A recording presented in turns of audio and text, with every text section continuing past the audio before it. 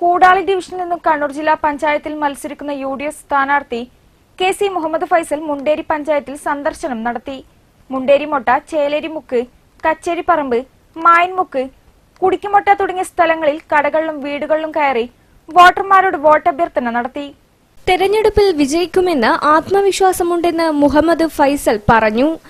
ഈ തെരഞ്ഞെടുപ്പിൽ ഞാൻ ഈ ജില്ലാ പഞ്ചായത്ത് ഡിവിഷനിൽ നിന്ന് ബഹുഭൂരിപക്ഷത്തിന് വിജയിക്കും എന്ന ആത്മവിശ്വാസം എനിക്കുണ്ട്. അതോടൊപ്പം തന്നെ ജനങ്ങളിൽ വളരെ നല്ല പ്രതികരണമാണ് ഉണ്ടായിട്ടുള്ളത്.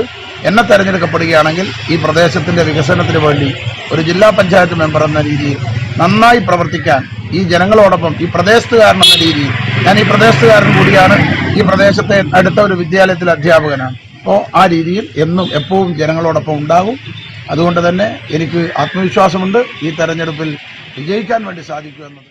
മുണ്ടേരി ഗംഗാധരൻ, സുധീഷ് മുണ്ടേരി, PC അഹമ്മദ് കുട്ടി, KM Sivadas, KK Mustafa, Lakshmanan Thundikkoth, T Jayaprakash, Muhammad Munderi തുടങ്ങിയവർ കൂടെയുണ്ടായിരുന്നു. Seal news, Munderi.